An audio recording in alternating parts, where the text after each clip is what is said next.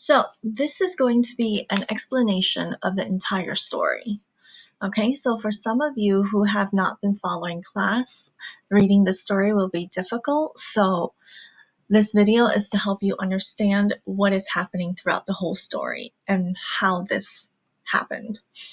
So the first part starts with the picture of the story, right? Based on this picture, we know that it's about a heart. And the words telltale means significant. So what's so significant about this heart? Well, in this picture, it shows you that the heart has an eye and there's veins, right? And what else does a heart do? It beats and makes a sound. Ba-bum, ba-bum, ba-bum, right? So that's the heart beating sound.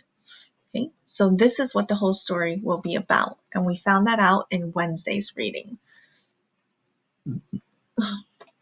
So the first part, this first paragraph, starts with him talking about how he is not crazy, right? It says, observe how healthily, how calmly I can tell you the whole story because I'm not really mad. How can I tell you a story so calmly if I am mad? But he actually is mad, right? If you can hear things in heaven and in earth and from hell, you're obviously not that okay, right? Okay, so the next part, he gives you more details about his plan, how that plan first entered his brain, okay, and how he started thinking of the plan. And this plan, he's talking about the old man. He loves him. The old man never did anything wrong to him, but there was something he didn't like about him. It was his eye. And this eye looked like a vulture. So this is the picture of a vulture. Okay? And moreover, this eye had a blue covering over it that made it look very scary. Right? So we come up here, we see that this eye is not clear. There's like a little covering of something over it. Okay? And whenever he looked at him with this eye, it made his blood run cold. When your blood runs cold, you're obviously very scared. Okay, so when he's so scared, he decides to take the life of the old man. Okay, so next, he's going to talk about how smart he is, how much foresight, how much planning he did ahead, and how the old man did not even know a single thing, right? I was never kinder to the old man during the whole week before I killed him. So this tells you that it took him a whole week to kill the old man. And every single night, he looked into the old man's room, right? He put a dark lantern with no light, and then he slowly pushed his head in. He could not have laughed at how smart he was being. He was so slow in his actions that he did not disturb the old man sleeping. It took him an hour to put his head through the door. And he can see him lying there. And that's all this talks about. You can see him lying there. But one thing is that he always found the eye closed. Right? So if he can't see the eye doesn't bother him. So he has no motivation to do anything. Right? Okay. And last part of this, he every day, every morning, to show how smart he is, how cunning he is, he goes into the room of this old man and talks to him in a very happy voice, saying, "Hi, how is it going? How did you sleep last night?" Right? So then the old man doesn't think anything is wrong. And on the 8th night, he was more cautious than ever. So he talks about his intelligence and how he feels triumph, how he feels like he's about to win and do the deed and kill the old man. So here he is saying that he's talking to himself, basically thinking, man, anybody else would be scared, but I'm not. I'm not scared at all. And he even laughs at this idea of how he is not scared. So when he's laughing at this idea of him not being scared, he has evidence. He has a lot of evidence to support why he's not scared, right? It says right here, his room was dark. It was pitch black. There was no light coming into the room, so he knew that the old man couldn't see anything. Okay, so he moves his head in. He was about to open the lantern when his thumb slipped and he made a sound. It was a very small sound. And the old man jumped up in bed, crying, "Who's there?" Oh, now he may be in trouble, or he may be not in trouble. He may not be in trouble. He did not move for an hour. But in that same time, he did not hear him go back down into bed and lie down. The madman knew that the old man was just sitting there listening to the darkness of the night. Then he heard a slight groan. It was, and he knew that this sound was of fear, that the old man was scared. It was not of pain like when you're hurt. It was of fear.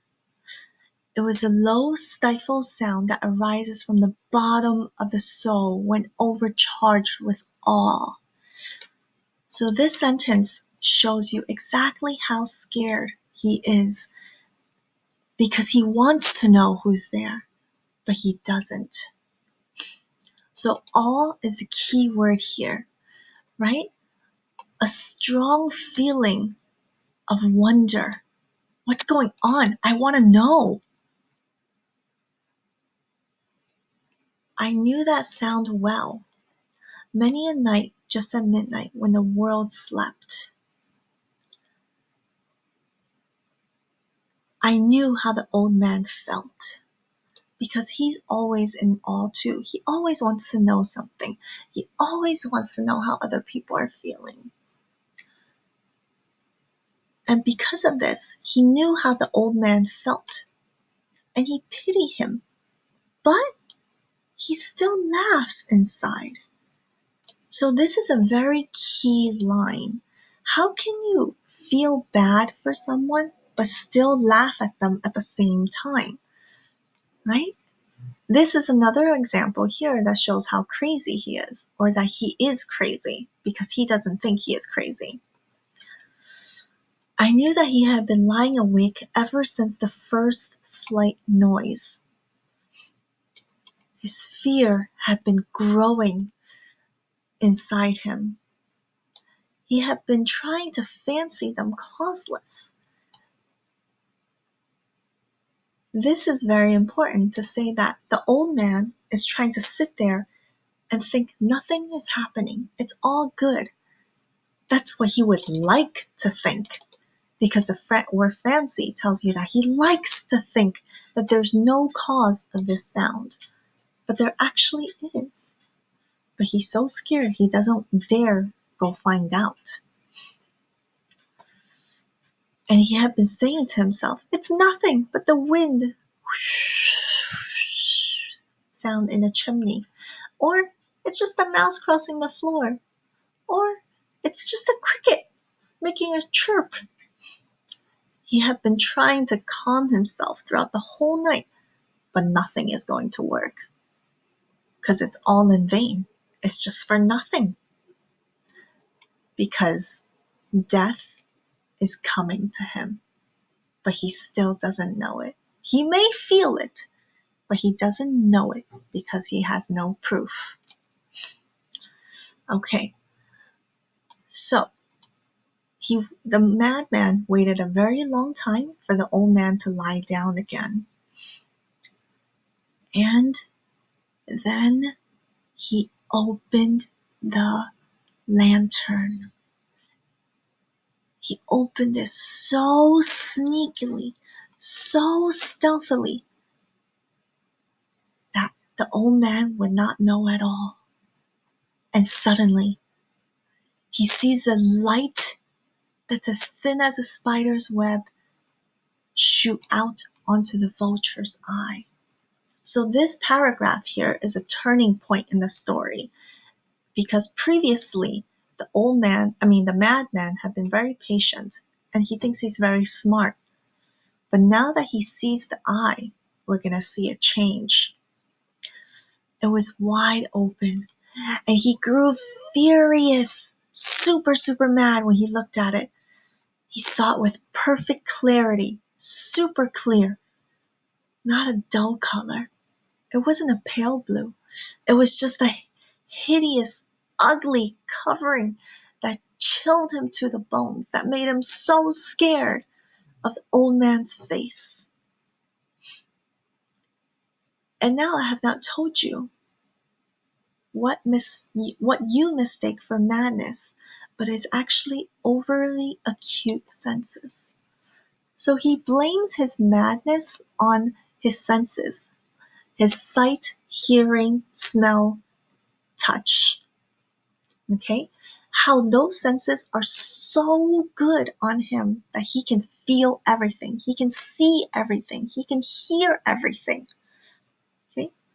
He doesn't blame it on his craziness. He blames it on how wonderful and strong his senses are. Right? He talks about his hearing and how he can hear everything and anything. And he can even hear the old man's heart beating because his hearing is so good now. And hearing the old man's heart just made him more mad and gave him more courage to do the deed. So now we're up until where we are today, right? So even though he stops himself, and he's not moving and not breathing, his hearing is pushing him. He hears the heart beat faster and louder every single instant, every single time. And he knows that the old man's fear is growing more intense. And at the dead of the hour, when the house is silent, no sound, all he hears is the beating of the heart. And now he thinks the heart must burst, that the old man can't handle it anymore.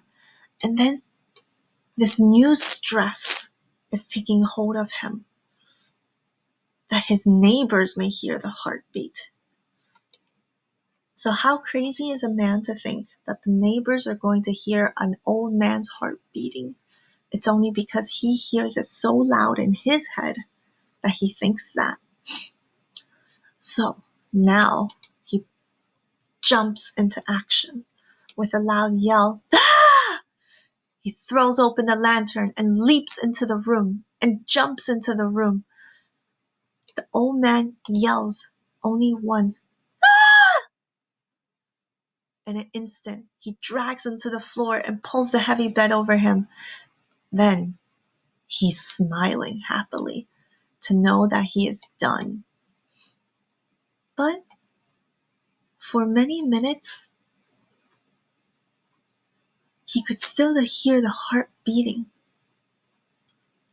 But this didn't bother him at all, because he knows that other people can't hear it through the walls, and it would stop sooner or later because the old man was dead. Now, here he does something very, very creepy, very scary that even some crazy people won't do, right? He places his hand on the heart and holds it there for many minutes to make sure there is no beating.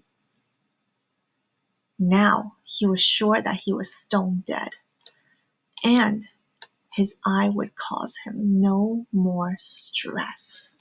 So he feels quite relaxed.